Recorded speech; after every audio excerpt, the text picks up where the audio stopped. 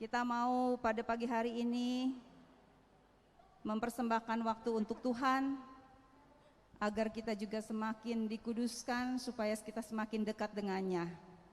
Mari saudara-saudara, kita akan bersuka cita bersama. Kita akan lambungkan pujian ini. Ayo saudara-saudara yang mau berdiri, mau sedikit exercise ya, karena pagi-pagi mungkin belum sempat latihan olahraga. Kita akan bermuji Tuhan dan bersuka cita.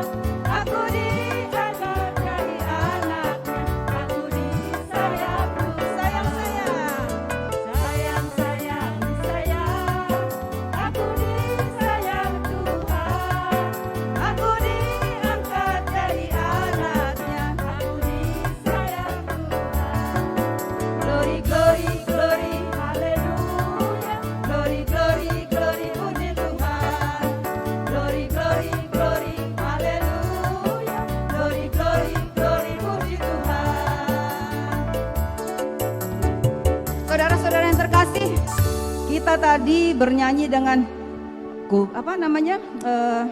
Yesus kekasih jiwaku. Coba kalau ngomong sama kekasih, biasanya gimana? Kekasih itu kan seseorang yang sangat kita cintai, ya, mesti mesra gitu ya.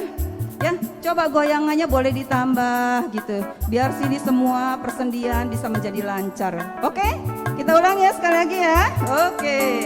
Ya la la la la la, ya la la la, hey hey hey, ya la la la la, ya la la la, oh, ya la la la la la, ya la la la la, hey hey hey, ya la la la la la, ya la la la, oh, Yesus kekasih jiwaku, sungguh ku percaya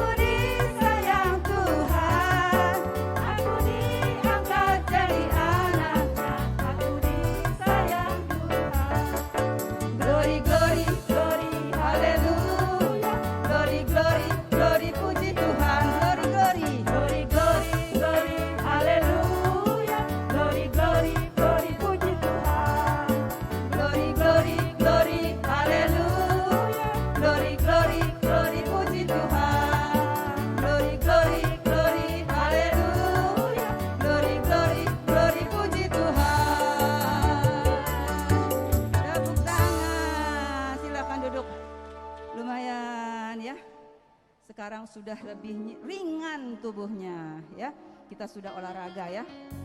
Ya, kita harus bersukacita di dalam hati supaya kita juga bisa menampakkan sukacita di dalam senyum kepada sesama.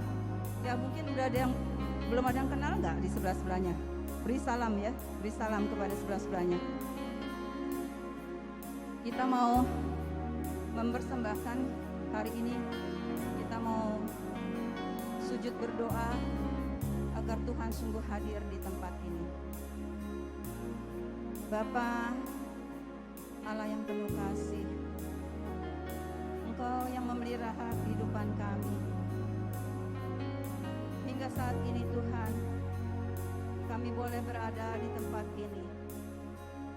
Itu semua karena cinta-Mu, karena Engkau juga mau agar kami selalu dekat padamu.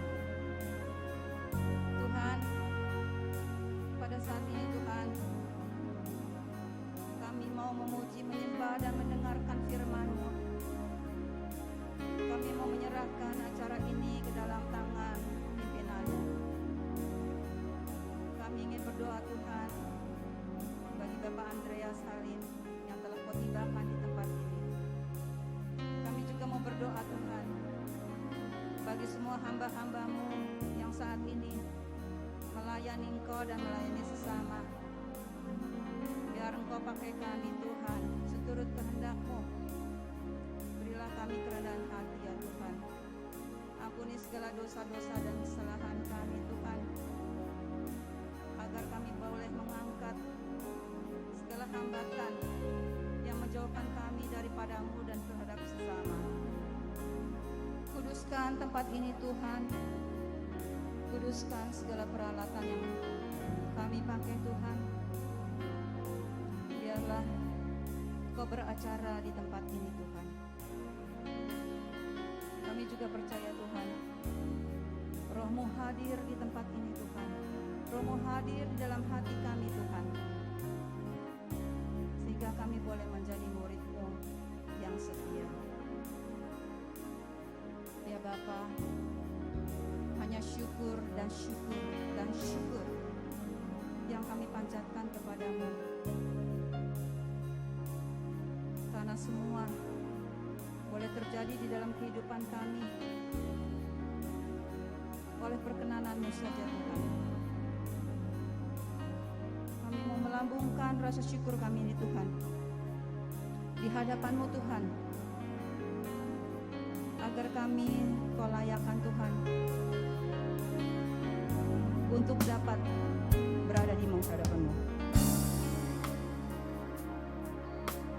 Saat aku masuk ke hadapan-Mu Tuhan,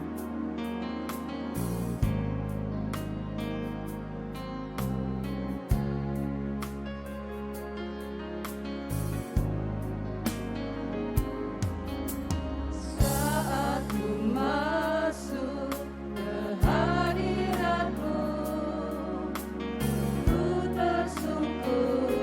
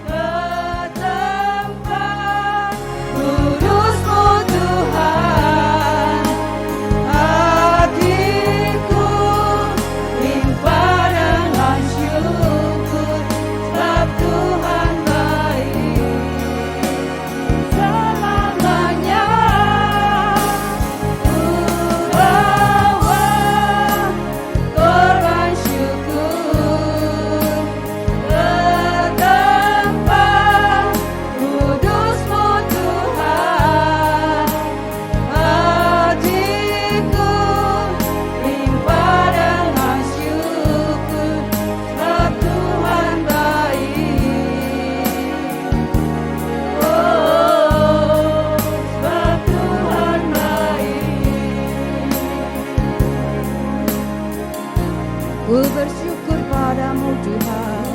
Saudara-saudara, ucapkan rasa syukurmu dari hatimu yang paling dalam.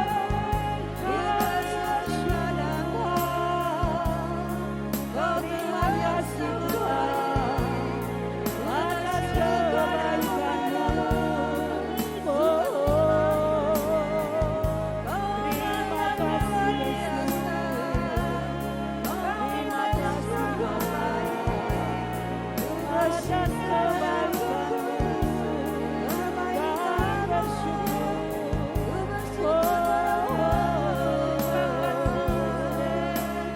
Naikkan syukurmu, naikkan syukurmu.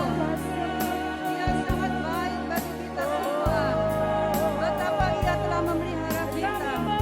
Bersyukur padamu. Oh Allah yang luar biasa. Allah yang kasih. Terima kasih ya Yesus. Bersyukur padamu.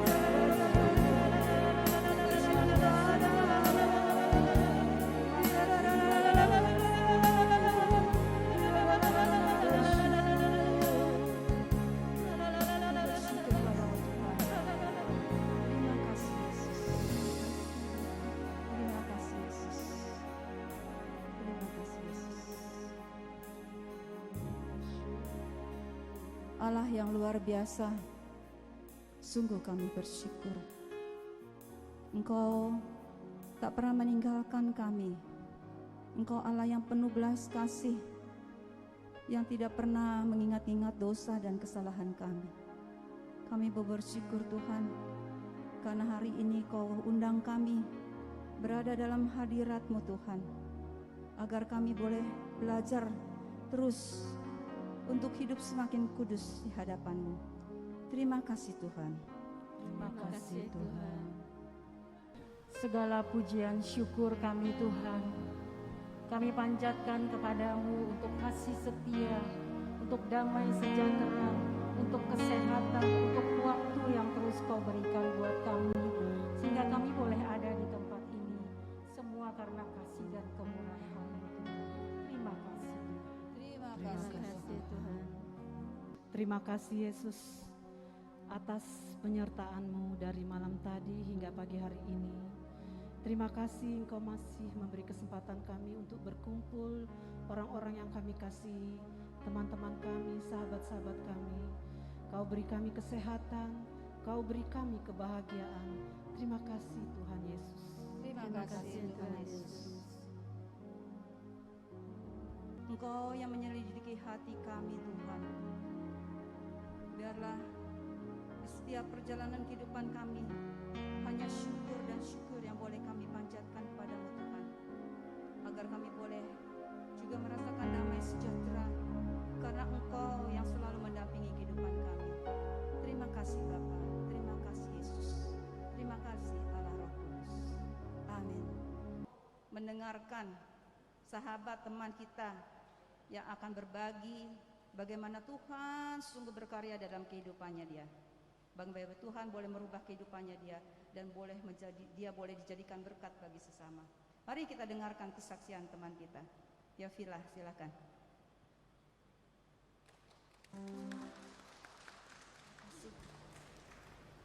Shalom Bapak Ibu yang dikasihi Tuhan. Terima kasih untuk kesempatannya. Shalom Pak Andreas. Nama saya Teofila. Kami sekarang saya bersama suami melayani di retret pemurnian hati. Retret ini adalah pengalaman rohani saya sendiri.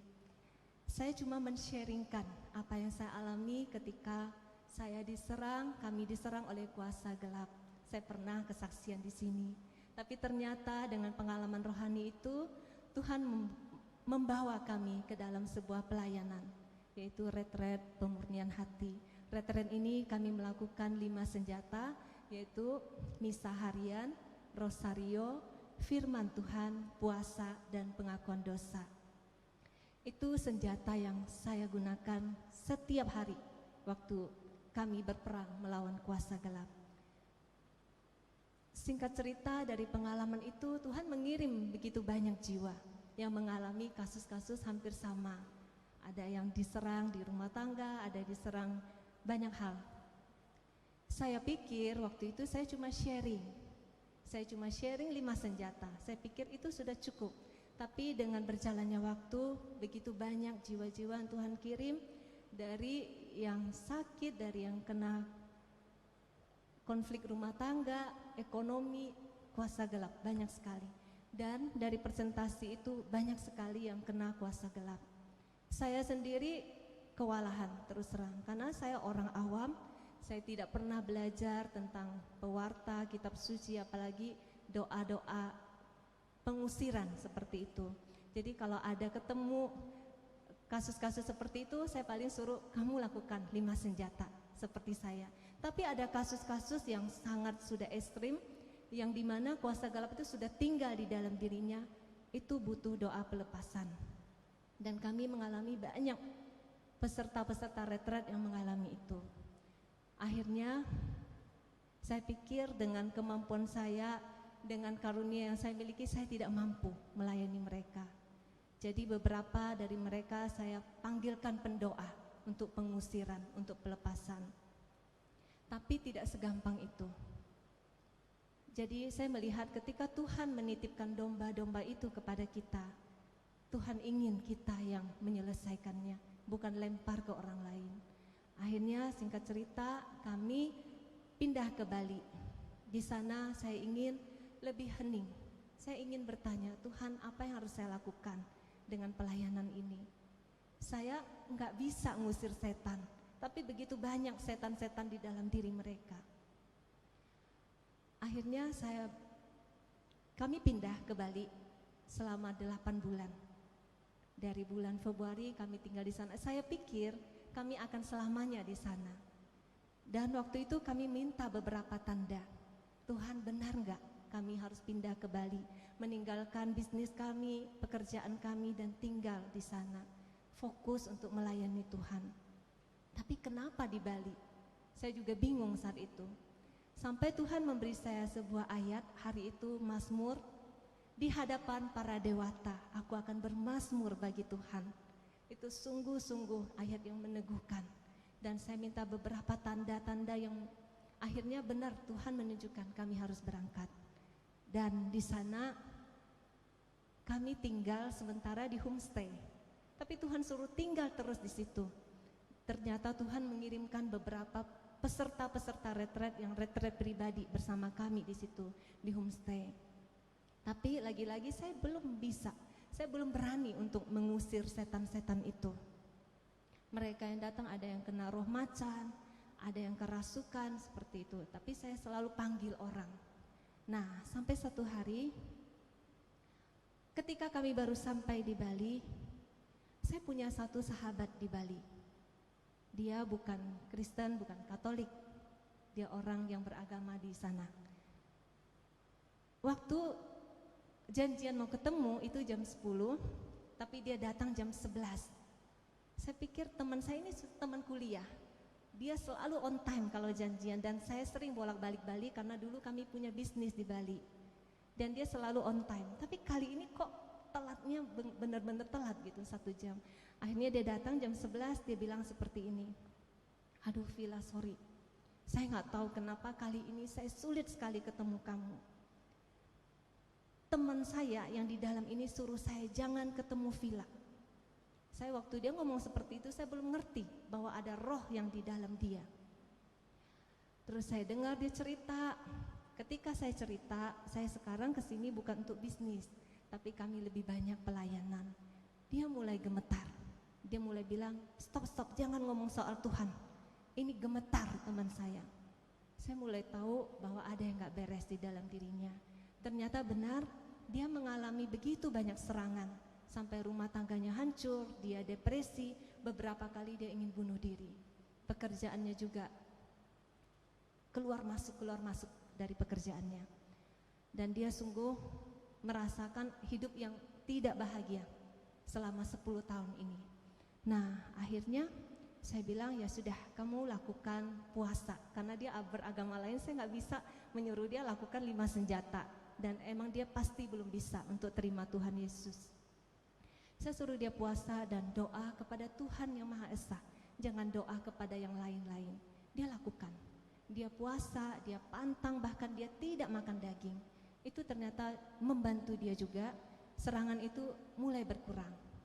Kalau biasanya dia sering diganggu mimpi buruk, sering diganggu mukanya, tiba-tiba dia bangun bisa hitam, bisa banyak flek gitu, tiba-tiba seperti itu. Nah, akhirnya 8 bulan saya di Bali berlalu, tapi teman saya ini belum lepas. Sebelum 8 bulan itu Tuhan sudah memberitahu saya lewat beberapa kejadian bahwa saya harus berani untuk mendoakan orang-orang seperti itu. Tuhan pakai anjing saya kerasukan. Di rumah anjing saya kerasukan, si Mbak udah sangat kalang kabut mau bawa ke dokter hewan. Tapi waktu itu saya tumpang tangan karena cuma anjing, saya pikir saya tumpang tangan, saya bahasa roh, saya kasih air suci.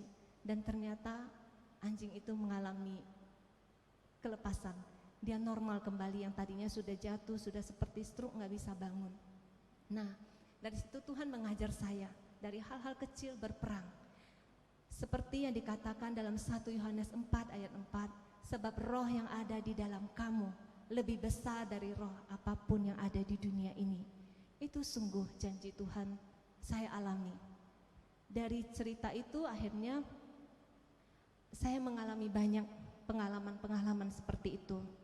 Satu kali mbak saya, Mbak Harian, dia itu diganggu terus, mimpi buruk seperti itu, dan anaknya udah sakit 2 minggu. Hari itu jam 3 pagi dia WA saya, "Cik, tolong doain anak saya, sudah 2 minggu dia sakit." Saya juga ngalami banyak gangguan. Hari itu hari Minggu, saya pikir saya harus bisa jam 10, setengah 10 saya harus berangkat. Oke, jam 9 bawa anaknya. Saya pikir cuma doain seorang anak yang sakit setengah jam pasti cukup. Anaknya duduk sini, ibunya duduk sini. Tujuan saya mendoakan anaknya yang sakit. Betapa besar kuasa Tuhan. Saya baru nyanyi, Allah Roh Kudus. Baru nyanyi seperti itu, ibunya langsung manifestasi. Dia langsung teriak, panas, panas. Stop, stop. Dia langsung teriak, dia mulai manifestasi. Saya kaget karena saya sendiri di rumah. Saya nggak tahu ini kasusnya kasus seperti itu. Jadi saya benar-benar Tuhan cemplungin. Saya harus berani gitu. Tapi saat itu saya nggak takut.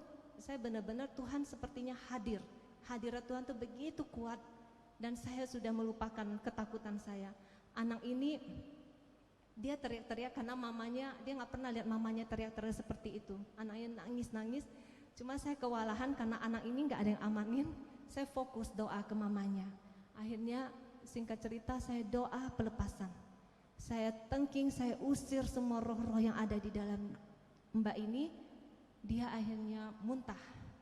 Dia muntah dan akhirnya dia seperti sendawa begitu 2 kali saat itu. Dan akhirnya dia lemas. Saya tanya, apa yang terjadi mbak? Kenapa kamu seperti ini? Dia bilang, Ci, tadi waktu Cici baru mulai nyanyi, seperti ada kuasa yang datang mencabut sesuatu yang di dalam sini, yang tadinya tuh menekan saya udah 2 minggu, seperti batu di sini. Dia bilang seperti panas, itu seperti dicabut. Dia bilang, nah mbak ini bukan Kristen, bukan Katolik, dia seorang Muslim, tapi Tuhan tetap tolong, Tuhan tetap hadir. Saya melihat begitu besar hadirat Tuhan, begitu besar kuasa Tuhan. Saya tidak tahu apa itu eksorsis, apa itu pengusiran. Yang saya tahu ketika hadirat Tuhan hadir, tidak ada kuasa lain yang sanggup bertahan. Itulah kuasa Tuhan kita. Nah, kembali cerita yang di Bali, 8 bulan sudah berlalu. Saya ingat teman saya ini, bagaimana saya meninggalkan dia dengan kondisi yang masih seperti itu. Akhirnya saya ajak bicara, kamu mau nggak didoain supaya kamu ngalamin kelepasan, supaya kamu nggak selalu diintimidasi seperti ini. Dia mau. Nah, akhirnya kami atur waktu, besoknya saya ajak 2 teman sama suami saya juga, kami mendoakan dia. Waktu pertama doa, saya nyanyi, nggak ada reaksi. Kalau yang doa-doa pelepasan yang lain mungkin 10 menit, 15 menit selesai. Yang ini 1,5 jam, benar-benar lama. Dia diam. Ketika saya nyanyi seakan-akan gak ada efeknya buat dia. Dia diam sampai akhirnya mulai setengah jam dia mulai nangis. Dia mulai nangis, dia mulai teriak. Dia teriak, saya tetap fokus doa. Saya tetap usir semua kuasa yang ada di dalam tubuhmu, keluar di dalam nama Yesus. Dia muntah, dia mulai mau muntah. Nah, akhirnya setelah dia muntah, dia tenang lagi, dia ketawa. Dia mulai keluar manifestasi ularnya. Dia gerakannya udah seperti ular. Dia ketawa, dia seperti ngejek saya. Gak bisa, kamu gak bisa usir saya. Saya sudah 10 tahun di sini, kamu gak bisa usir saya. Dia bilang, dia mengintimidasi saya. Saya tetap fokus doain. Akhirnya dia muntah lagi. Akhirnya dia nangis. Nangisnya kali ini nangis marah, bukan nangis yang tadi. Dia marah, dia bilang, kenapa kamu mau usir saya? Saya itu sahabat dia, udah 10 tahun. Saya yang sering nolong dia. Saya kasihan sama anak ini. Kenapa kamu mau usir saya? Dia mulai bentak-bentak, mulai marah-marah. Saya tidak peduli, saya tetap tengking, saya tetap usir, saya tetap undang Roh Kudus hadir. Akhirnya dia muntah-muntah lagi. Dia sebelum itu dia bilang dia masuk melalui mimpi. Jadi 10 tahun yang lalu dia pernah mimpi. Ketika dia sadar, saya tanya, apakah kamu pernah mimpi? Benar, dia bilang dia mimpi ada ular yang gede sekali mengelilingi dia. Dan dia takut ular itu tiba-tiba menjadi cewek yang sangat cantik, menjelma menjadi cewek yang cantik, mendekat dan masuk ke dalam dirinya. Waktu saya bawa dalam doa, ini dari kutuk pohon keluarga. Jadi emang dari keturunannya tuh punya ikatan dengan kuasa kegelapan. Nah, singkat cerita dia lepas, dia resting. Akhirnya selama seminggu dia lemas, dia nggak punya tenaga. Padahal yang tadinya dia 3 malam nggak tidur nggak apa-apa, karena ada kekuatan lain itu. Nah, itulah cerita saya tentang kuasa Tuhan. Ketika Tuhan hadir, tidak ada kuasa yang bisa melawan kekuatan Tuhan. Jadi banyak orang bilang, kamu pindah ke Bali, kamu nggak takut, Vila? Di situ banyak sekali kuasa gelap, di situ banyak sekali roh-roh jahat. Tapi kita punya Allah yang besar. Kami mengalami banyak serangan di Bali, tapi kami setiap hari membentengi diri dengan 5 senjata. Dan itu tidak ada kuasa yang sanggup melawan kami. Kami bisa melakukan pelayanan dengan sangat lancar, banyak jiwa-jiwa mengalami Tuhan. Nah, kenapa saya tertarik membagikan sharing ini hari ini? Waktu Ci Herlina minta saya, ayo bagiin pengalamanmu di Bali. Saya lihat tema hari ini, nasihat untuk hidup kudus. Hidup kudus itulah yang membuat roh Allah, Roh Kudus bisa tinggal di dalam diri kita. Tanpa kekudusan, Roh Kudus tidak bisa tinggal. Jadi kalau Roh Kudus tinggal di dalam diri kita, tidak ada musuh yang bisa melawan kita. Amin. Tuhan Yesus memberkati. Terima kasih Vila, kesaksian yang begitu luar biasa. Benar, apabila Roh Kudus ada di dalam diri kita, tiada satu pun yang mampu melawan. Amin. Kita juga tidak tahu Tuhan punya rencana apa dalam hidup kita. Kadang kita nggak ngerti ya, sampai suatu hari, oh ini loh Tuhan, kita harus mencari. Maka kita mau juga menyampaikan pujian ini.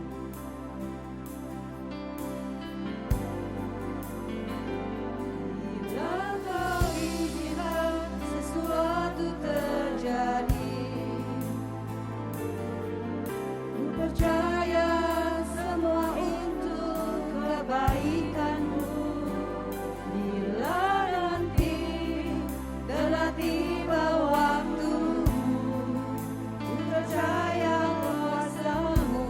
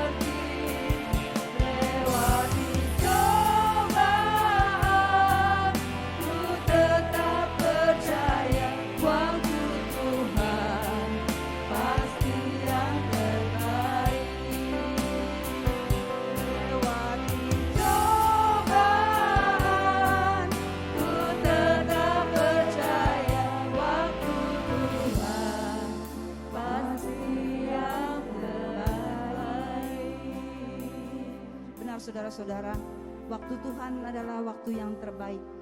Oleh sebab itu kita menyerahkan diri pada rencananya, sehingga kebaikan yang akan mendatang pada diri kita dan pada sesama. Mari kita puji Tuhan dengan lebih meriah lagi.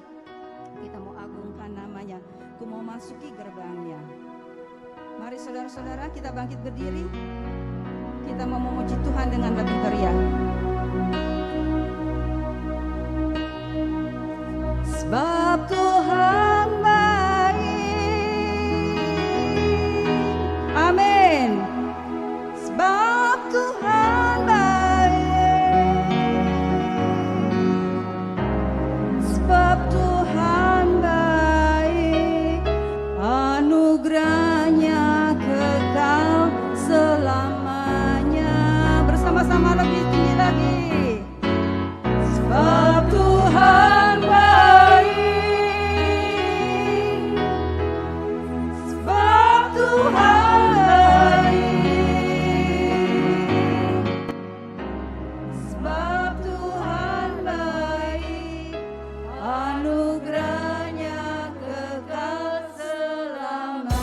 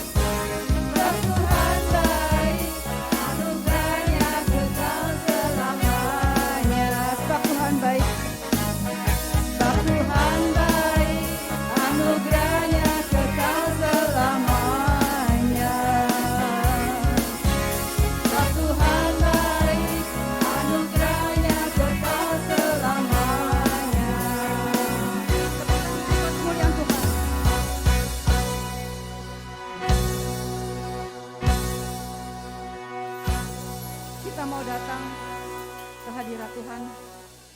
Kita mau menyembah Dia dengan sepenuh hati, agar Ia sungguh hadir di dalam hati kita masing-masing. Ku mau menyembahnya.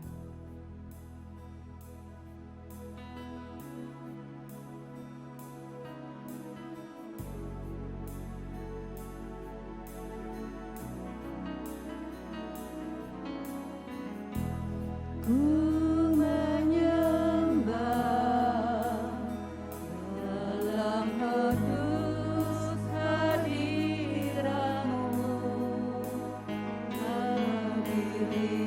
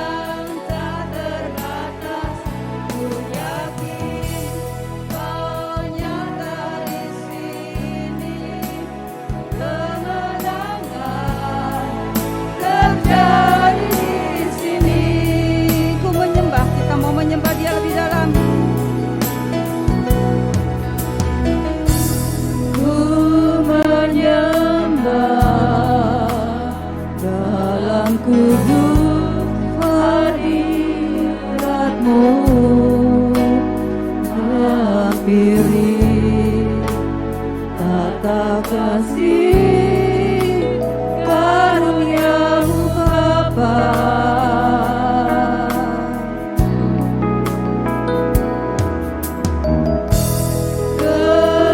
Kekuatanku hanya dalam hadiratmu,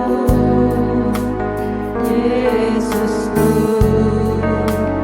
Hanya balas segalanya. Kau hadir di sini Tuhan. Ku yakin Kau hadir di sini. Ku rasakan kuasa yang tak terbatas. Ku yakin Kau nyata di sini. Kemenangan terjadi di sini. Ku yakin Kau hadir. Yakin Kau hadir di sini. Ku rasakan kuasa yang tak terbatas. Ku yakin Kau nyata di sini. Kemenangan terjadi di sini. Sorakan hosana. Ku nyanyi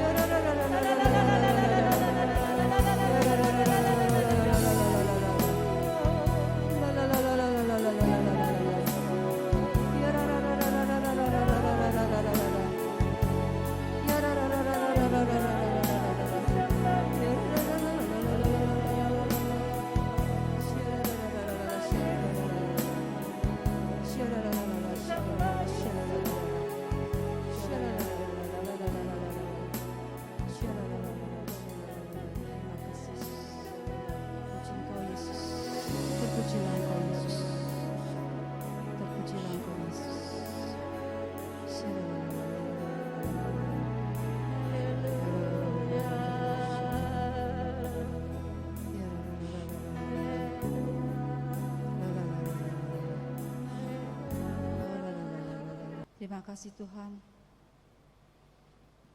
untuk segala berkat-berkat-Mu, untuk damai sukacita yang boleh kami alami saat ini Tuhan, untuk kesempatan kami boleh menyembah-Mu Tuhan, untuk boleh menerima-Mu di dalam hati kami Tuhan. Engkau telah mengutus hamba-Mu Bapak Andreas Halim di tempat ini Tuhan. Kami yakin semua sesuai dengan rencana-Mu, Engkau telah pilih dia di tempat ini Tuhan. Biarlah Engkau juga urapi dia Tuhan. Kau pimpin Roh Kudus-Mu berada dalam pikiran, hati serta perkataan Pak Andreas Tuhan. Biar semua apa yang disampaikannya hanya berasal dari Engkau saja Tuhan. Terima kasih Tuhan, Kau juga siapkan kami Tuhan untuk menjadi murid-murid-Mu yang taat dan setia mendengar firman dan mau melakukannya. Terima kasih Bapa. Bersabdalah, hamba-Mu mendengarkan. Amin.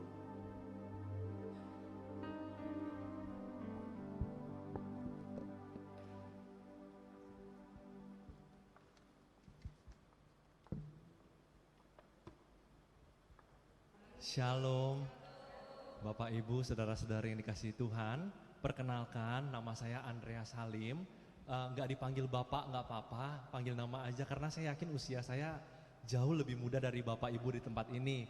Satu kehormatan buat saya diundang di tempat ini. Terima kasih Bu Karolin untuk kesempatannya untuk bisa men-sharingkan kepada Bapak Ibu semua di pagi hari ini. Saya perkenalkan diri terlebih dahulu. Nama saya Andreas Halim, bisa dipanggil Andreas, Andre. Nanti Bapak Ibu kalau ketemu tolong sapa-sapa ya nanti ya. Kalau kita ketemu di dalam paroki-paroki lain. Saya berasal dari paroki Maria Bunda Karmel. Saya dibesarkan oleh papa mama saya di paroki Maria Bunda Karmel. Tapi setelah saya menikah, saat ini saya sudah menikah dan punya satu orang anak umur hampir 3 tahun. Sekarang kami tinggal di daerah Daan Mogot, itu dekat dengan paroki Filipus Rasul. Jadi di daerah Teluk Gong situ ya Bapak Ibu. Lalu sekarang saya melayani aktif di dalam persekutuan doa OMPKK, jadi anak mudanya di Maria Bunda Karmel, yaitu bantu mendampingi di sana. Lalu yang kedua, saya juga aktif melayani sebagai tim di dalam komunitas Maria Yosef. Ini adalah komunitas pasutri muda. Jadi saya sehari-hari lebih banyak berkecimpung bersama dengan teman-teman muda yang baru menikah. Usia pernikahannya biasanya kurang dari 20-15 tahun, kurang dari 20 tahun biasanya usia pernikahannya. Dan biasanya saya sehari-hari itu bekerja, saya punya usaha sendiri, dan kemanapun Tuhan utus saya, perutusan sekarang ini masih berasal dari PDOMPKK MBK, tapi sebentar lagi akan pindah ke umum gitu ya, karena komunitas berada di bawah BPK umum. Sekian perkenalan dari saya, semoga sharing pagi hari ini bisa sungguh-sungguh menjadi satu renungan buat kita pagi hari ini, bagaimana supaya hidup kita berkenan di hadapan Tuhan. Amin. Amin. Mari kita buka di dalam 1 Tesalonika bab yang keempat ayat 1 sampai dengan ayat ke-12. Bapak Ibu yang membawa kitab suci atau mungkin bisa ditampilkan di sini ya biasanya. 1 Tesalonika bab 4 ayat 1 sampai dengan ayat ke-12. Kalau boleh saya request kita baca bergantian. Saya akan mulai terlebih dahulu, Bapak Ibu boleh melanjutkan di ayat selanjutnya dan kita bergantian. Oke, sudah ada semuanya. Mari kita baca firman Tuhan bersama-sama. Nasihat supaya hidup kudus. Akhirnya, saudara-saudara, kami minta dan nasihatkan kamu dalam Tuhan Yesus. Kamu telah mendengar dari kami bagaimana kamu harus hidup supaya berkenan kepada Allah. Hal itu memang telah kamu turuti, tetapi baiklah kamu melakukannya lebih bersungguh-sungguh lagi. Silakan, Bapak Ibu.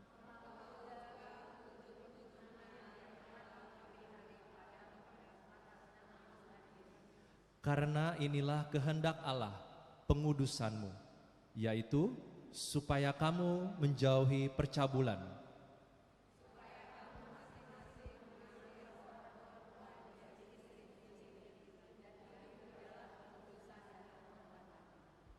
bukan di dalam keinginan hawa nafsu seperti yang dibuat oleh orang-orang yang tidak mengenal Allah.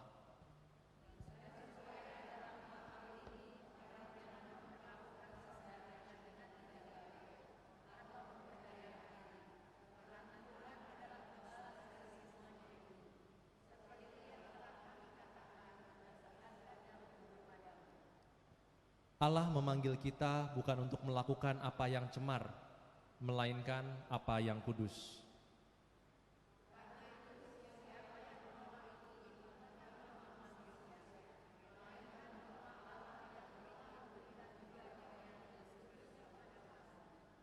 Tentang kasih persaudaraan tidak perlu dituliskan kepadamu, karena kamu sendiri telah belajar mengasihi dari Allah.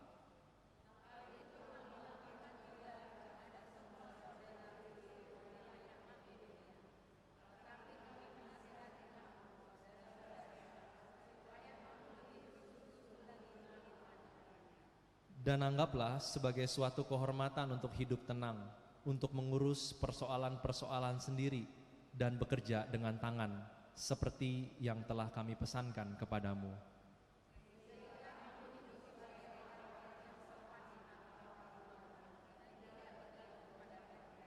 Demikianlah sabda Tuhan. Syukur kepada Allah. Kita tundukkan kepala sejenak, Bapak Ibu, kita berdoa. Bapa, terima kasih untuk firman yang telah kami baca. Saat ini kami hendak merenungkan firman ini.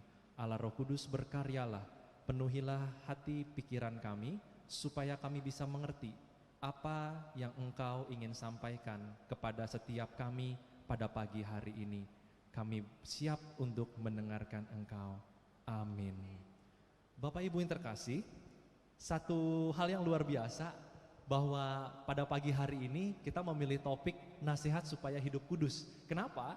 Karena biasanya topik-topik seperti ini, kalau saya pelayanan di dalam anak-anak muda, itu sering topik-topik seperti ini. Tapi kalau di tempat yang umum, di persekutuan doa umum, itu agak jarang dibahas. Karena mungkin biasanya kalau sudah usianya lebih dewasa, biasanya akan lebih kudus gitu ya. Konon katanya begitu ya, nggak tahu bener apa enggak. Katanya lebih gampang menjaga kekudusan gitu, karena beda sama anak muda ya, yang emosinya masih meledak-ledak dan sebagainya.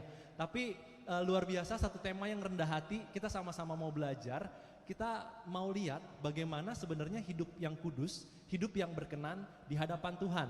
Poin yang pertama, pagi hari ini saya akan bagikan hanya 3 poin sederhana, Bapak Ibu. Poin yang pertama, bahwa kekudusan adalah kerinduan Allah. Jadi kekudusan ini bukan suatu hal yang memang dari kita pengen kudus, tetapi pertama-tama terlebih dahulu Allah yang rindu untuk kita hidup di dalam kekudusan ini. Dan Allah memanggil setiap dari saya dan Bapak Ibu semuanya untuk hidup di dalam kekudusan. Waktu itu Paulus ngajak dari jemaat di Tesalonika, dan pagi hari ini juga sama.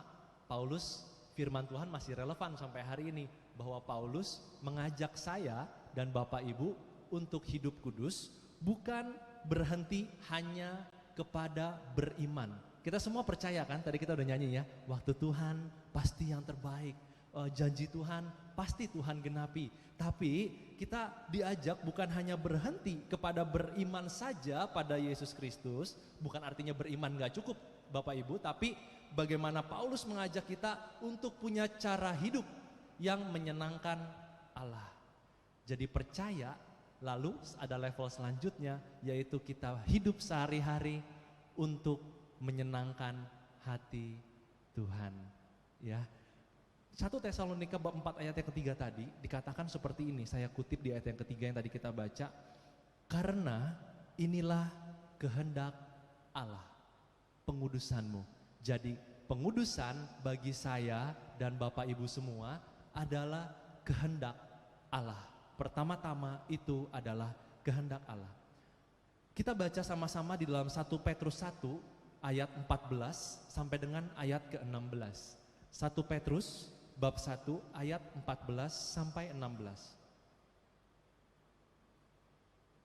Ya, kita baca sama-sama Bapak Ibu.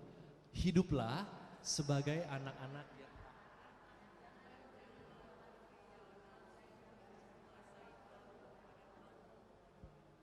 15, tetapi hendak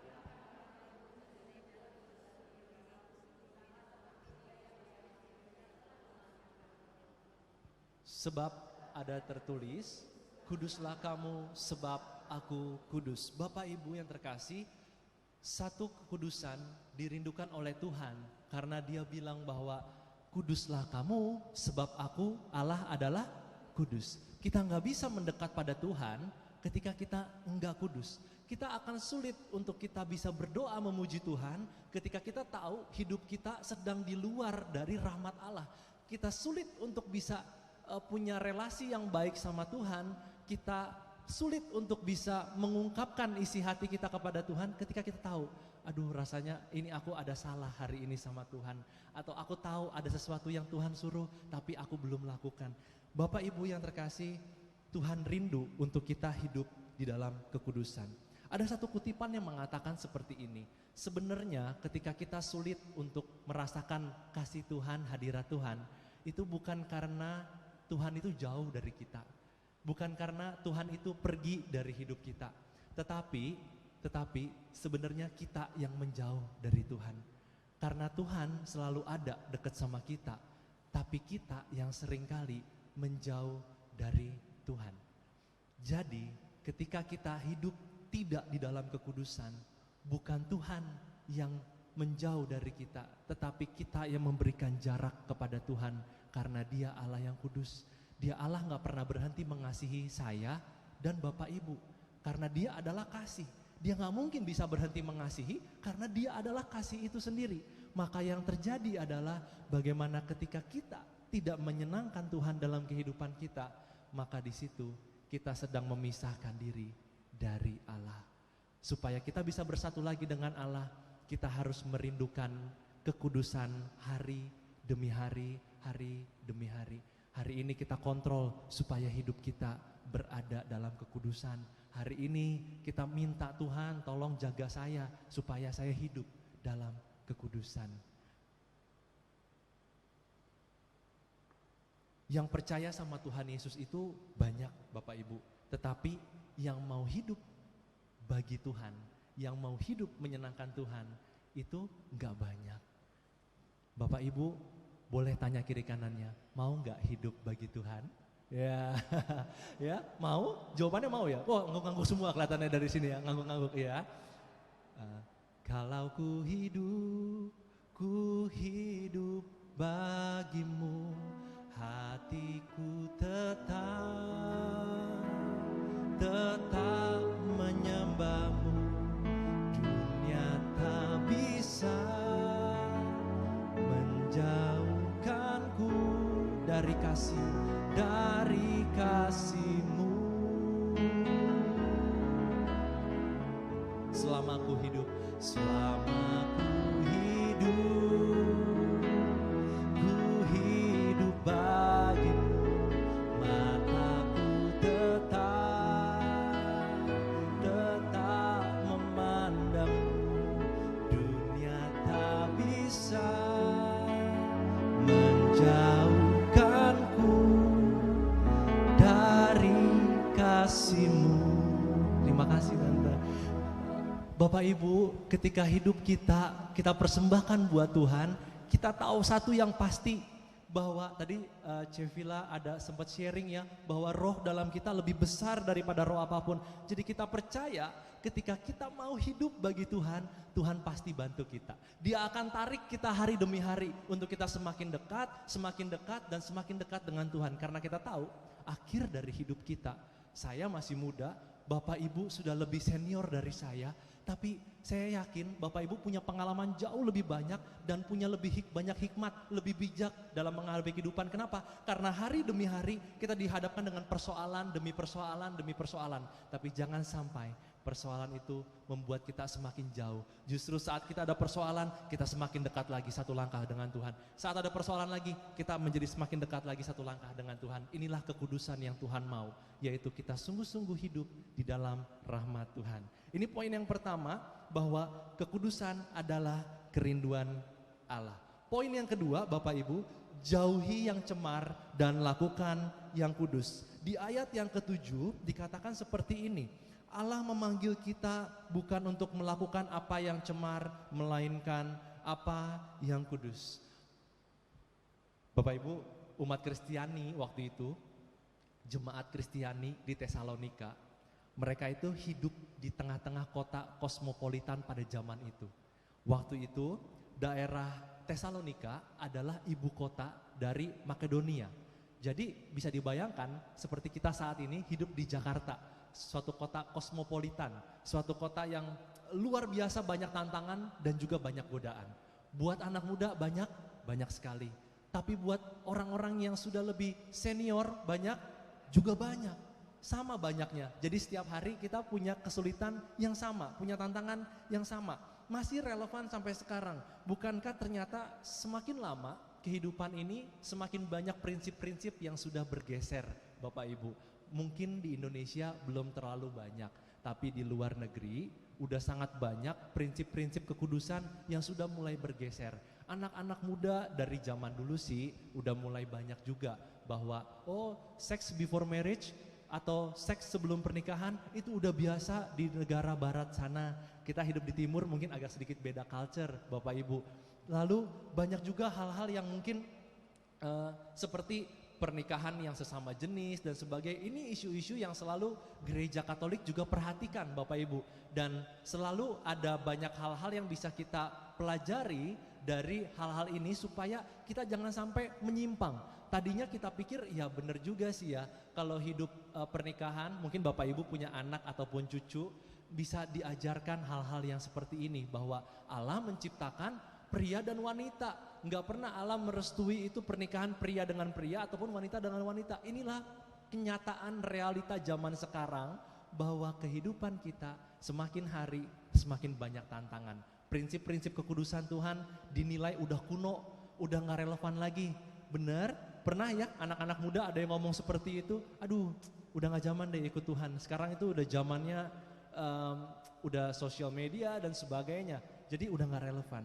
Tapi Paulus mau bilang sama kita, ingatkan lagi bahwa hal ini masih relevan dengan kita. Kita jaga pikiran, kita jaga hal-hal yang tidak mencemarkan kehidupan kita. Punya selingkuhan itu hal yang biasa di zaman sekarang. Berkata kotor atau berkata-kata yang enggak berkenan di hadapan Tuhan itu hal yang biasa. Tapi mulai dari tempat ini saya yakin kita bisa menjadi terang saat kita bisa mencontohkan hidup kita bahwa kita masih bisa kok di zaman sekarang ini hidup kudus sesuai dengan kehendak Allah. Satu kali mengenai dosa ini di luar dari seksualitas, Bapak Ibu, sebenarnya kalau dalam konteks 1 Tesalonika waktu itu disebutkan Paulus mengenai dosa seksualitas, tapi di luar itu kebutuhan dari Tesalonika mungkin saat itu seperti itu ya, bahwa ngomonginnya mengenai seksualitas. Tapi di luar dari seksualitas tentu Paulus juga mau ngomong ya jangan berbuat dosa karena itu menjauhkan kita dari Tuhan. Jadi banyak hal-hal yang bisa menjauhkan kita, seperti menyakiti hati orang lain. Mungkin kita nggak jatuh ataupun nggak berat dalam hal seksualitas, tapi kita suka sekali berkata-kata yang menyakiti hati orang lain. Kita juga bisa mengucapkan kata-kata provokatif, tapi zaman sekarang nggak cuma ngomong ya, tapi bisa juga diketik. Nah itu di pikiran, di sosial media kita ketik gitu ya, wah ini kan aku tetap menjaga mulutku, tapi ternyata tangannya itu tetap ngetik hal-hal yang jelek. Itu juga bisa Bapak Ibu ya. Lalu suka menyebar berita-berita yang nggak bener, yang kelihatannya belum kita tahu kebenarannya udah kita sebar. Hati-hati loh, hati-hati nih COVID seperti ini, banyak isu-isu miring. Nah itu juga ya Bapak Ibu. Terus mungkin nafsu-nafsu lain, bukan nafsu seksualitas mungkin, tapi mungkin nafsu-nafsu lain seperti makanan. Makanan ada nggak ya hari ini kayaknya banyak makanan kuliner ya. Aduh udah tahu nih punya darah tinggi gitu, tapi aduh rasanya susah nih kalau nggak makan gitu ya. Udah tahu punya kolesterol tapi susah kayaknya kalau nggak makan soto gitu. Nah Bapak Ibu, ini sesuatu yang juga merupakan satu dosa jika kita berlebihan dan kita nggak bisa mengontrol diri kita. Lalu belanja, nah ini juga salah satu ya, belanja-belanja. Sekarang apalagi gampang banget, istri saya itu di keranjang Shopee-nya banyak banget Bapak Ibu. Itu kayaknya nggak habis-habis, selalu ada aja belanja gitu ya. Meskipun nggak di check out sih, tetap masih di keranjang aja ya. Katanya kalau ibu-ibu seperti itu ya, jadi belanja masukin keranjang aja tapi nggak dibayar-bayar katanya gitu. Terus juga bisa kata-kata bohong ataupun sombong dengan harta atau kepintaran kita. Satu kali saya ketemu sama satu orang yang hartanya luar biasa banyak menurut saya.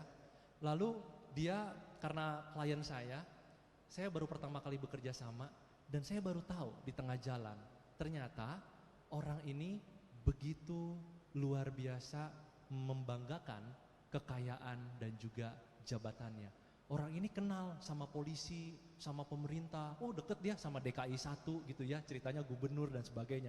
Dari cerita dia, saya pun belum pernah lihat sih dari cerita dia. Tapi memang dalam kekayaannya luar biasa Bapak Ibu, membangun rumah yang begitu besar, saya tahu dan saat proses perjalanan itu timbullah beberapa konflik-konflik. Jadi semua vendor yang membangun rumahnya itu, semuanya dimarahin. Semuanya direndahkan, bahkan sampai ke orang yang kecil sekalipun. Saya ngomong orang kecil bukan mengecilkan, tapi kita tahu dia hanya pekerja aja di situ, dia bisa merendahkan para pekerja-pekerja di situ. Ini adalah suatu ketidakkudusan dalam hal perkataan. Dan sedihnya, dia juga orang Katolik Bapak Ibu. Ya, dia orang Katolik. Dia tanya, kalau ngobrol sama saya itu, kamu dari paroki mana, dan sebagainya. Tapi ketika berhadapan dengan orang yang lebih rendah secara status sosial, dia nggak bisa menahan perkataannya. Dia merasa dia perlu untuk menunjukkan powernya dia. Bapak Ibu, ini adalah sharing. Saya yakin bukan Bapak Ibu di tempat ini, tapi saya mau ceritakan bagaimana satu ketidakkudusan itu nggak berkenan di hadapan Tuhan. Saat saya melihat dia begitu marah-marah, dia setiap kali meeting di lapangan, setiap kali meeting di rumah yang lagi dibangun sama dia, dia marah-marah. Saya melihat ternyata orang yang seperti ini saat dia semakin mencari hormat, semakin dia sendiri sebenarnya dalam hatinya itu banyak ketidakdamaian. Saya melihat mukanya begitu merah, saya melihat hatinya begitu panas. Orang ini padahal pengikut Kristus, tapi ternyata dia nggak dikuasai oleh Roh Kudus. Dia nggak dikuasai oleh Roh Yesus, tetapi dia dikuasai oleh amarahnya. Inilah Bapak Ibu, ketika hari-hari ini kita mungkin punya status, kita mungkin punya jabatan, kita mungkin punya kekayaan, atau kita punya pencapaian yang luar biasa. Tapi janganlah kita pakai untuk kita menyombongkan diri. Karena siapa kita di hadapan Tuhan? Bukankah segala sesuatu yang baik, Bapak Ibu, yang terjadi, kita masih hidup sampai hari ini, kita punya keluarga, kita punya anak, kita punya cucu. Bukankah itu sesuatu yang berasal dari Tuhan? Amin, amin. Poin yang ketiga Bapak Ibu.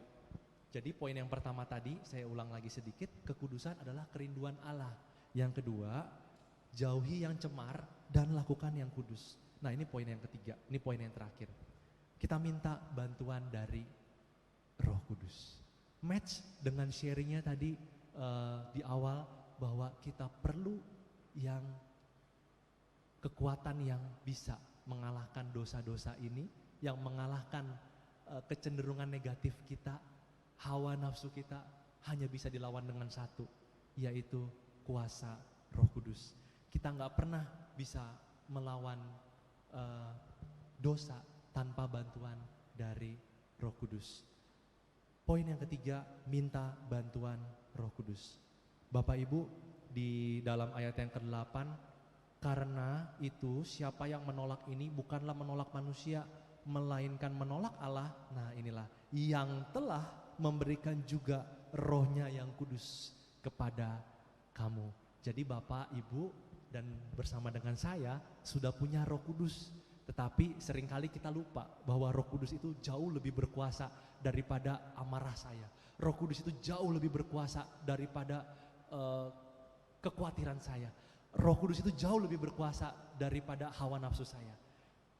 Pernah nggak Bapak Ibu merasa dalam hati ketika kita mau berbuat dosa kecil aja gitu ya, kadang-kadang kita mau kompromi dengan dosa, itu kadang-kadang suka muncul suara dalam hati, jangan lakukan ini, jangan lakukan itu, jangan marah, tahan, sayangin anak, atau peluk anak, atau peluk cucu gitu ya. Kadang-kadang suka ada suara seperti itu adalah suara-suara dari Roh Kudus yang berbicara dalam hati kita. Satu pribadi yang sanggup membuat kita melawan dosa kita. Semakin kita peka dengan kehadiran Roh Kudus, maka semakin kita tidak bisa menyakiti hati Tuhan. Ketika, saya ulang sekali lagi ya Bapak Ibu ya, ketika kita semakin peka dengan Roh Kudus dalam telinga hati kita, maka semakin kita akan sulit untuk bisa menyakiti hati Tuhan. Karena bawaannya begitu kita mau berbuat dosa kecil aja, kayaknya udah gak tenang hati kita. Kita udah gak terbiasa berbuat dosa. Rasanya gak pengen keluar dari hadirat Tuhan. Kalaupun kita kelepasan berbuat dosa, kita rasanya pengen buru-buru sakramen pengakuan, pengen buru-buru pergi ekaristi, minta ampun sama Tuhan. Inilah tanda-tanda jika Roh Kudus menguasai hidup kita.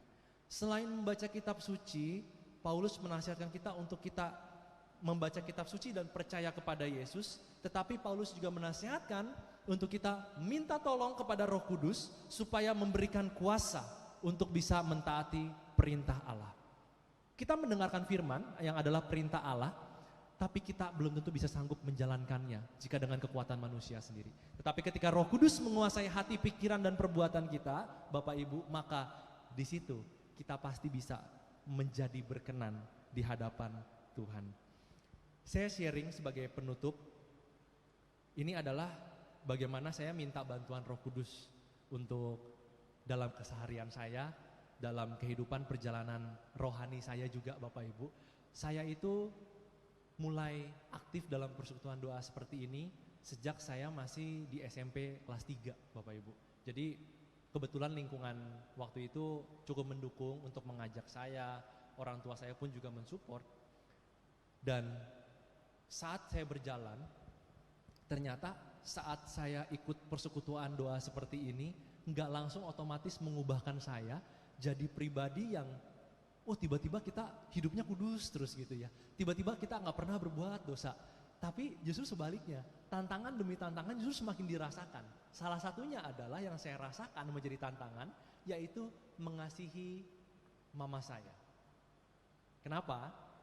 Saya ceritakan bahwa waktu kecil mama saya itu sionya naga. Wah, ini ngomongin sio ya. Kita nggak percaya sio Bapak Ibu ya. Tapi maksudnya begini, dulu masih zaman dulu orang tua saya masih dengerin yang seperti itu. Tapi ya tentu nggak diikutin juga sih ujung-ujungnya. Jadi mama saya sionya naga. Oh, kalau anak kamu nih yang cowok, sionya itu kambing. Wah, kata mama saya, pantesan ya. Kenapa kok rasanya ribut terus? Katanya itu istilahnya ciong gitu ya. Wah, ini kalau udah ngomong ciong ini susah nih Bapak Ibu, karena udah ngomong ini sio gitu ya. Seakan-akan segala sesuatu keributan ini karena sio itu gitu. Wah, oke. Jadi gimana? Mama saya tanya. Ini saya dapat ceritanya juga waktu saya udah gede. Terus katanya adalah solusinya, saya harus panggil mama saya itu tante katanya. Waduh, gimana? Mama saya sendiri kok dipanggilnya tante gitu. Lucu gitu ya. Terus nggak bisa gitu. Mama saya tapi juga nggak lakukan sih anyway Bapak Ibu. Jadi tetap akan seperti biasa. Tetapi satu hal begini, ternyata bener. Makin saya besar, makin saya banyak berantem sama mama saya. Makin saya, biasalah ya anak muda, mungkin Bapak Ibu pernah mengalami punya anak seumur SMP, SMA, tentu punya kesulitan tersendiri.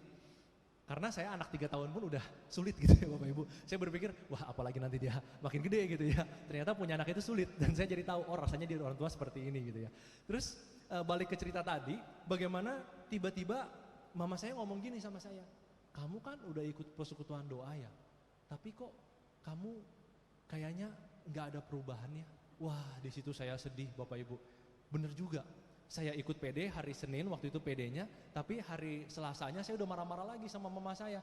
Balik lagi ke PD hari Senin, hari Selasa saya marah-marah lagi. Artinya saya berantem, kadang-kadang saya selisih paham, saya mungkin gak setuju dengan pendapat mama saya, mungkin saya gak seneng dibilangin sama mama saya, ya saya udah agak lupa masalahnya apa. Tapi yang jelas saat itu saya sering kali membuat hati mama saya jadi sedih. Di situ Bapak Ibu saya berpikir, ini gak bisa, ternyata untuk saya hidup percaya sama Tuhan aja gak cukup, tapi saya harus hidup di dalam keseharian saya itu berkenan sama Tuhan. Lalu firman Tuhan apa? Saya cari tahu firman Tuhan mengenai kebenaran firman Tuhan. Oh, ada perintah Tuhan, yaitu hormatilah ayah ibumu. Saya tanya, Tuhan, tapi kan mama papa saya nggak selalu benar gitu ya. Mama papa saya juga bisa salah. Iya, tapi ternyata firman Tuhan nggak ada lanjutannya, Bapak Ibu. Hormatilah ayah ibumu, titik. Nggak ada hormatilah ayah ibumu kalau dia juga benar gitu. Nggak ada, Bapak Ibu. Oh, saya jadi tahu. Terus setelah saya dengar itu, saya nggak langsung bisa berubah, Bapak Ibu. Sama aja sebenarnya. Tapi saya minimal udah mulai tahu. Oh, ini ya kebenaran firman Tuhan adalah saya harus menghormati papa mama saya, meskipun kelihatannya dari sudut pandang saya mereka salah. Oke, saya lakukan, saya coba lakukan, saya gagal lagi. Saya coba lakukan, saya gagal lagi.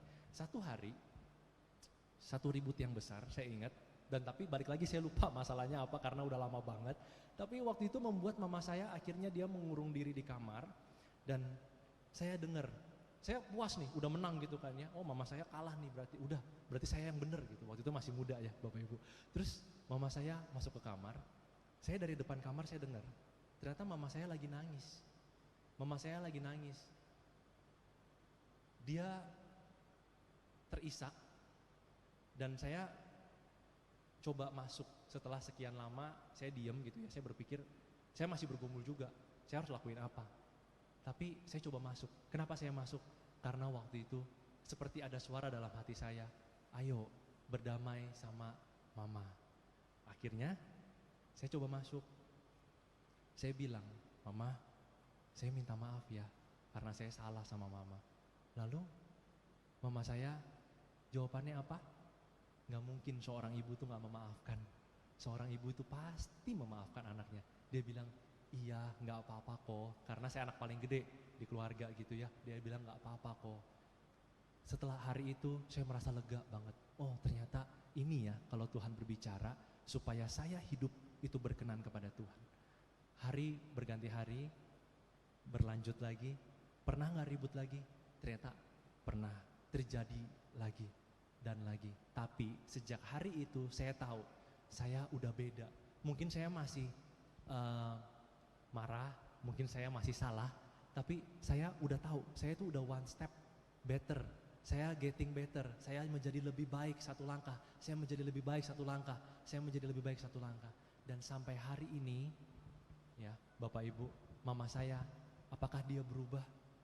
Enggak sama sekali Bapak Ibu. Yang menurut saya nggak bisa mengerti mama saya, dan mungkin mama saya juga nggak bisa mengerti saya. Dia nggak berubah sama sekali. Tetapi hati saya semakin lama semakin bisa menerima dan mencintai mama saya tanpa syarat. Yang artinya ya nggak perlu mama tuh harus berbuat baik sama saya baru saya bisa mengasihi. Tapi mama saya seperti apapun saya akan bisa mengasihi karena saya tahu ini yang Tuhan mau dalam hidup saya, supaya saya hidup kudus. Bapak Ibu, ketika firman Tuhan mulai berbicara dalam hati kita, jangan pernah tunda untuk lakukan. Jika sesekali, mama saya nggak selalu saya yang samperin dia untuk minta maaf. Kadang-kadang ketika dia sadar, dia juga bisa kelepasan. Saya tahu, dia bisa kelepasan, dia marah yang berlebihan. Mungkin dulu kecil dia pernah pukul saya. Dia pernah. Dan apa yang dia lakukan, nggak selalu saya yang minta maaf, tapi mama saya juga minta maaf lebih dahulu sama saya. Jadi Bapak Ibu, jika ada satu relasi dalam keluarga yang kadang-kadang nggak bisa dimengerti anak-anak ataupun perlakuan dari menantu misalnya nggak bisa dimengerti, saya minta maaf atas nama mereka Bapak Ibu, karena kadang-kadang kami juga punya sudut pandang sendiri, tetapi kami juga mau berjuang untuk hidup benar di dalam Tuhan. Maka Bapak Ibu yang ada pagi hari ini, terus jangan pernah lelah untuk menyampaikan mengenai kebaikan dan firman Tuhan, karena pasti suatu hari Bapak Ibu akan menuai apa yang sudah ditaburkan. Satu hari keluarga pasti akan bisa mengerti mengenai kebaikan Tuhan. Satu hari keluarga pasti akan dipulihkan lebih baik lagi. Sekarang yang sudah baik pasti akan dibawa semakin intim lagi dalam keluarga. Bapak Ibu yang terkasih, inilah kekudusan yang Tuhan mau. Kita menjaga pikiran kita, kita menjaga perkataan kita menjaga perbuatan kita.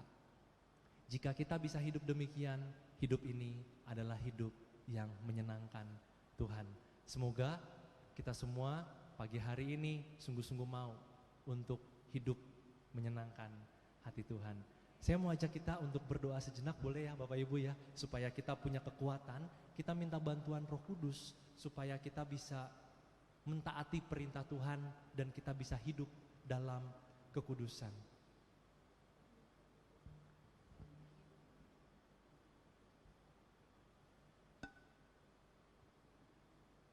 Bapak Ibu, kita pejamkan mata kita saat ini.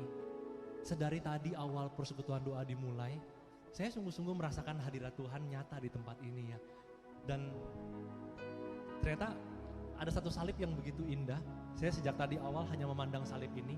Dan mungkin Bapak Ibu kalau lagi sulit konsen sekarang, lagi banyak pikirannya, dan ataupun lagi kosong, saya nggak tahu mau pikirin apa, nggak apa-apa. Pandang salib yang ada di hadapan kita saat ini. Biarkan salib ini yang menjadi lambang cinta Tuhan, memberikan kita kekuatan pagi hari ini. Allah Roh Kudus, berhembuslah di tempat ini. Allah Roh Kudus, berkaryalah di tempat ini. Allah Roh Kudus, penuhi kami. penuhi kami. Ku rindu Kau selalu dalam hidupku. Panggil Dia Allah Roh Kudus. Allah Roh Kudus, ubah hatiku,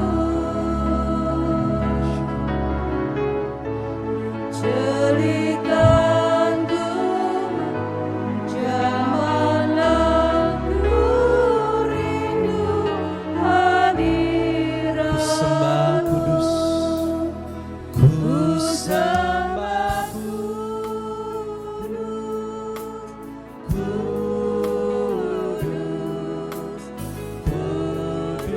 kuduslah Tuhan, dan ku sanjung Kau mulia, mulia bagimu Tuhan. Sekali lagi Bapak Ibu, kita akan sapa Allah Roh Kudus yang pagi hari ini hadir di tengah-tengah kita. Allah Roh Kudus, Penuhi kami. penuhi kami. Ku ingin Kau selalu Dalam hidupku, dalam hidupku. Allah Roh Kudus, ini hati kami ya Allah Roh Kudus. ubah hatiku, Celikan mata kami, jamah kami Tuhan. jadikanku jamalah ku rindu hadirat. Ku sembah Kudus, Sembah Kudus, Kudus, Kudus, Kudus, Kuduslah Tuhan. sanjung Kau mulia,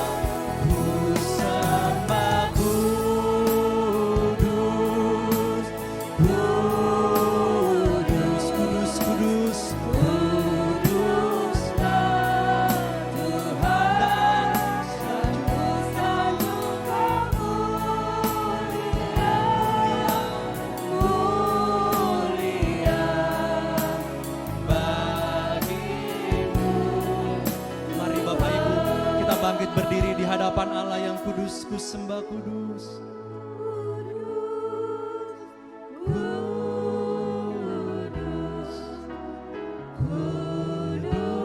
Kuduslah Tuhan, dan ku sanjung Kamu mulia.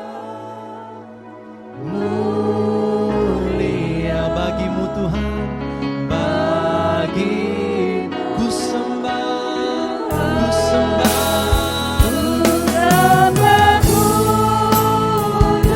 Ya Allah yang kudus, Kau Allah yang kudus, Allah yang layak kami tinggikan Tuhan. Allah yang layak terima hormat pujian kami, dan ku sanjung Kamu mulia. Mulia bagimu, lebih lagi nyatakan ku sembah.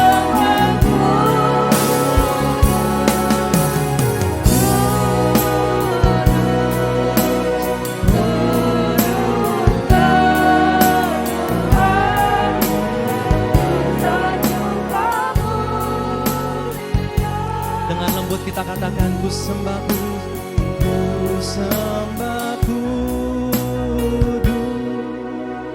kudus, kuduslah Tuhan.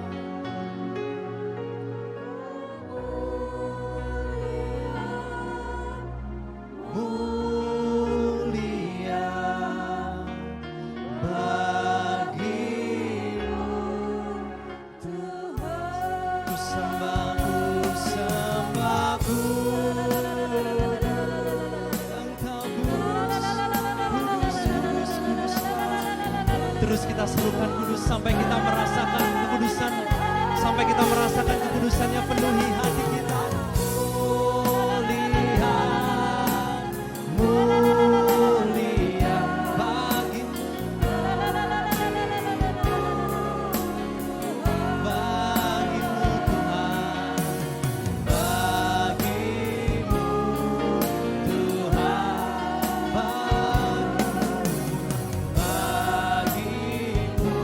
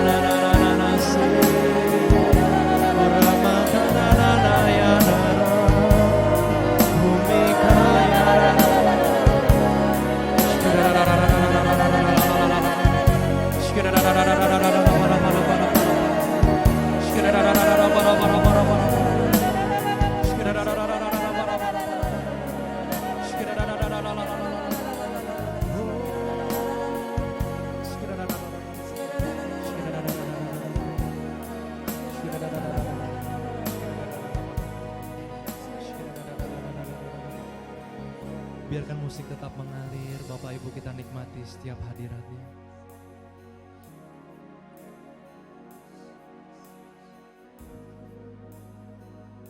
Bagi Bapak Ibu yang sungguh-sungguh mau untuk hidup dalam kekudusan dan menyenangkan Tuhan, dari tempat kita masing-masing, kita angkat tangan kita di hadapan Tuhan sebagai tanda kerinduan kita untuk kita mau menyenangkan hati Tuhan.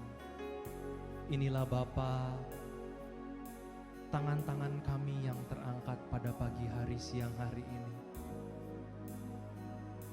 Ajari kami supaya mengerti bagaimana mencintai Engkau. Kuasailah kehidupan kami hari demi hari, supaya menyenangkan hati-Mu. Dan bantulah kami ya Tuhan, supaya kami bisa mentaati setiap firman demi firman yang telah kami dengarkan. Dan kami saat ini ya Tuhan, jika kami memerlukan pemulihan, biarkan pemulihan itu datang dari Tuhan. Biarkan pemulihan itu mengalir dalam diri kami saat ini. Jika kami butuh penghiburan saat kami dalam kesedihan, Roh Kudus, Engkaulah roh penghibur. Engkau menghapuskan setiap air mata kami, digantikan dengan sukacita. Jika kami merasa kesepian, kesendirian, biarlah Roh Kudus Engkau menjadi sahabat terbaik kami.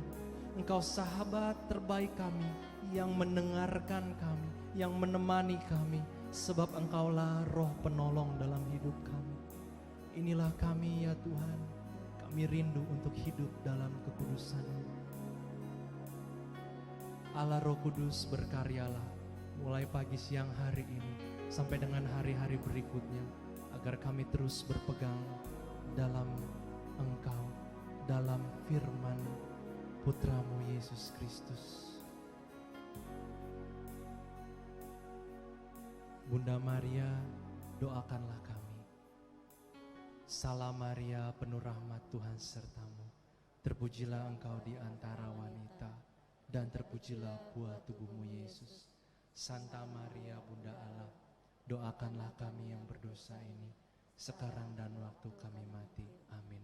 Bapak Ibu, mari kita arahkan tangan kita untuk kotak doa permohonan, intensi-intensi doa ini. Ya Allah Bapa, Engkaulah yang paling mengetahui setiap isi dari permohonan doa-doa yang telah dimasukkan di dalam tempat kotak ini. Engkau mengerti setiap pribadi demi pribadi. Hanya Engkau pribadi yang mengerti hati kami. Tuhan, jikalau sesuai dengan kehendak-Mu, kabulkanlah doa-doa ini. Jikalau masih belum waktunya, Tuhan berikanlah kekuatan untuk menantikan janji-Mu. Ya Tuhan, berkatilah saudara-saudari kami, Bapak Ibu, semua yang telah memasukkan wujud doa. Biar mereka boleh terus percaya bahwa mereka bisa berharap kepada Engkau Allah yang hidup. Terima kasih ya Tuhan. Kemuliaan kepada Bapa dan Putra dan Roh Kudus, seperti pada permulaan, sekarang, selalu, dan sepanjang segala abad. Amin. Dalam nama Bapa, Putra, dan Roh Kudus. Amin. Terima kasih Bapak Ibu semuanya. Selamat siang, Tuhan Yesus memberkati. Terima kasih saudara kita yang masih muda, Pak, nggak boleh pakai Pak ya, Andreas Salim. Sharingnya yang begitu indah, bahwa kita harus dikuasai oleh Roh Kudus hidup kita mulai dari saat ini dan seterusnya. Roh Kudus yang bekerja di dalam kehidupan kita. Amin saudara-saudara, kita mau mempersembahkan yang terbaik, kita mau membawanya untuk semua karya-karya yang Tuhan akan pakai hidup kita di dalam karya. Ku bawa persembahan.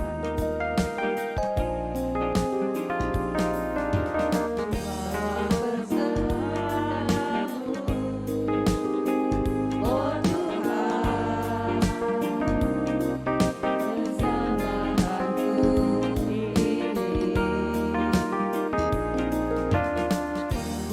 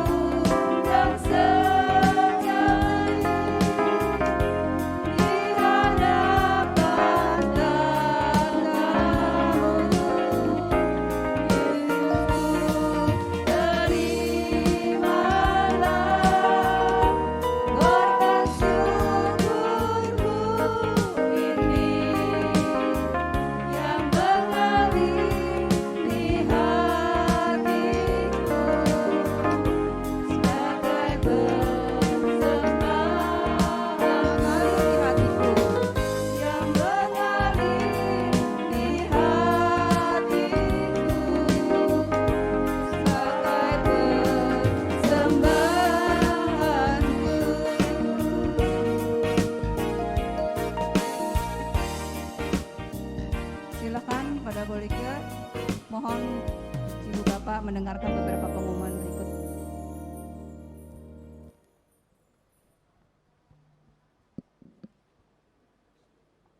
Shalom, selamat siang. Terima kasih kami ucapkan kepada Bapak, Ibu, Saudara-saudari yang hadir pada pagi hari ini. Terima kasih kepada Bapak Andreas Halim atas renungannya luar biasa pada pagi ini, siang ini, di mana diajarkan Tuhan yang memanggil kita untuk hidup kudus. Semakin kita peka dengan Roh Kudus, semakin kita tidak bisa berbuat dosa. Terima kasih kepada Ibu Theophila atas kesaksiannya yang luar biasa juga, di mana kuasa Roh Kudus lebih besar dari kuasa apapun di dunia ini. Terima kasih juga kepada tim pujian yang dipimpin oleh Ibu Caroline dan tim, dan juga kepada pemain keyboard Ibu Anita, kepada petugas multimedia Ibu Desi, dan soundman Saudara Alvin. Terima kasih. Juga kepada para petugas penerima tamu dan kolektan. Tuhan memberkati pelayanan Bapak Ibu semuanya. Ada beberapa pengumuman. Kamis malam tanggal 24 November jam 19.30 ada renungan yang dibawakan oleh Bapak Elvindes K dengan tema Apa yang Kita Punya. Pada hari Selasa pagi tanggal 29 November jam 10 ada renungan dibawakan oleh Bapak Tony Chen dengan tema berjaga-jaga. Bagi Bapak, Ibu, Saudara yang tergerak untuk bersaksi menyatakan kebesaran Tuhan, dipersilakan menghubungi saya, Ibu Like, di WA 087 888 947 885. Bagi Bapak, Ibu, Saudara yang berbeban berat, putus asa, cemas, dan butuh didoakan secara pribadi dan rahasia, pelayanan doa Santo Yakobus membuka SOS doa di nomor 0888 550 1028 dari jam 6 pagi sampai 24 malam. Kepada Bapak Ibu yang baru pertama kali hadir, dimohon kesediaannya untuk berdiri dan saling berkenalan.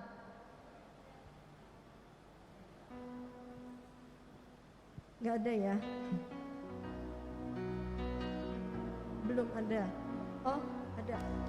Selamat datang, selamat bergabung, Bu.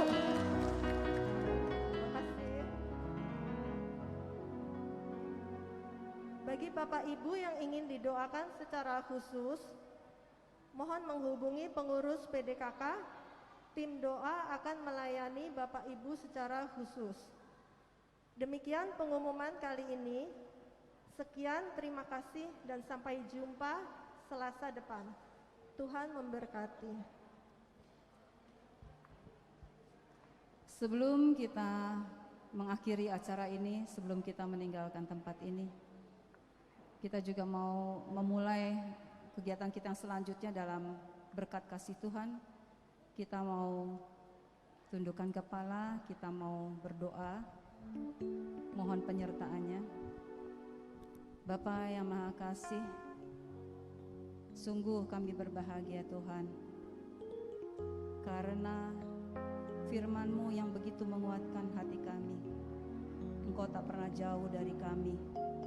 Engkau juga memberikan kami penolong, Roh Kudus, untuk kami mampu menjalani kehidupan kami, untuk kami mampu hidup kudus, karena seperti Engkau adalah kudus. Kami mau Engkau ubah hidup kami ya Tuhan. Kami mau memberikan segala diri kami Tuhan. Biar kami selalu menyenangkan hatimu. Terima kasih Tuhan untuk pelayanan saudara kami Andreas Salim yang hari ini Engkau utus ke tempat ini. Kiranya Engkau selalu memberkati semua pekerjaan keluarga dan pelayanan-pelayanannya. Semoga ia juga boleh Kau pakai semakin dahsyat lagi untuk memuliakan kerajaan-Mu. Ya Bapa, sebentar lagi kami juga akan melanjutkan kegiatan dan aktivitas kami selanjutnya. Kiranya Engkau juga mendampingi kami, memimpin langkah hidup kami, terutama ya Tuhan, Kau merubah kami, agar kami menjadi pribadi yang berbeda,